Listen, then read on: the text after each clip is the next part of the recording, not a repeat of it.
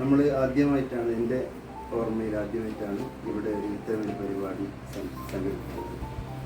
നമ്മുടെ ഏറ്റവും അടുത്തുള്ള ഏറ്റവും മനോഹരമായ ഒരു അപ്പോൾ നല്ലൊരു അന്തരീക്ഷത്തിലാണ് നമ്മളിപ്പോൾ ഉള്ളത്.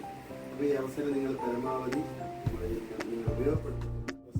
സ്കൂളിലെ പ്രിയപ്പെട്ട വിദ്യാർത്ഥികളെ, ഉദ്യോഗ സുഹൃത്തുക്കളെ, പ്രിയപ്പെട്ട സുഹൃത്തുക്കളെ, അധ്യാപക സുഹൃത്തുക്കളെ, PN പണിക്കരുടെ ഓർമ്മ പുതുക്കുന്ന ദിനങ്ങളാണല്ലോ ഇതെല്ലാം. നിങ്ങൾക്കറിയാം, വായനാ ദിനമൊക്കെ നമ്മുടെ സ്കൂളിൽ സംയുക്തമായിട്ട് ആഘോഷിച്ചിട്ടുണ്ട്.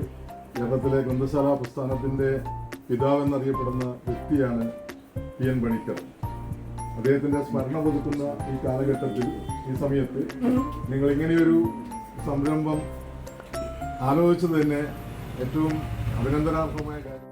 പറയുന്നത്, നിങ്ങൾ ഏറ്റവും അറിവുള്ള നിങ്ങളുടെ കഴിവുകളെ പരമാവധി ഉപയോഗിക്കാനും അത് സ്കൂൾ അന്തരീക്ഷത്തിൽ വളർത്തിയ കാര്യമാണ്. എൻ്റെ നിരീക്ഷണം തന്നെയതാണ്.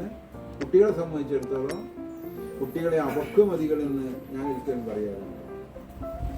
അങ്ങനെ പറയാമോ ടീച്ചറെ? നമ്മളെക്കാൾ പക്വതയുണ്ടവർക്ക് പ്രകടിപ്പിക്കാതെ സ്നേഹം. നമുക്ക് ആളുകളോട് സൗഹൃദമാക്കണം ചെയ്യും, പക്ഷെ വർത്തമാനം പറയില്ല, തരം ഗൗരവത്തിൽ പോകും.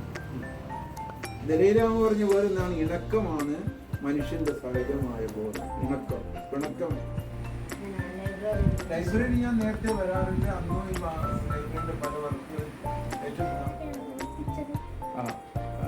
ലൈബ്രറി നിർമ്മിക്കുന്നതിന്റെ പിറകിൽ നമ്മുടെ 1947 എന്ന് ഞാൻ പറഞ്ഞില്ല, അന്നുണ്ടായിരുന്ന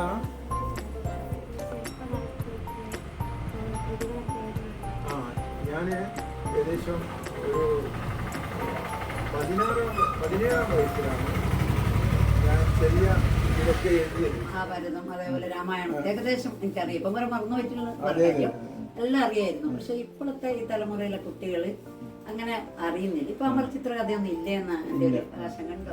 ഞാനിപ്പോഴും 32 ദിവസം